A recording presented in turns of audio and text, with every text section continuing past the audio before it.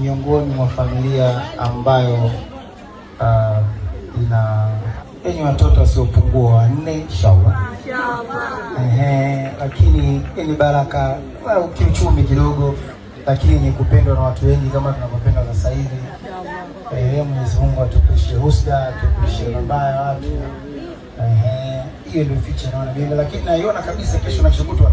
Yaani tunapepo pale juu. Hapo ndio pale unajua kwa Islam sisi mpaka pia kwenye pepo kuna watu 70 na watu 70 nataka yeye tu. Mashaallah, tunaomba mtunze sasa. Tunaomba zawadi kwa umekuja muda wa kutunza. Sasa tunaona kibakulisho. Matunzo yake ni makubwa sana kwa hapa alofanyika sika sadika, ndio hayo matunzo na matunzo. Lakini matunzo yake huwa na mengi ya kutunzwa. Sababu kwanza mtoto wake wa kwanza, cha pili mtoto ni bebeki. Hapo sana.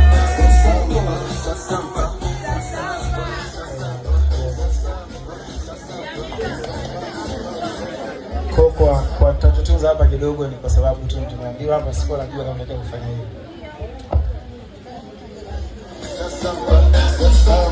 Sasa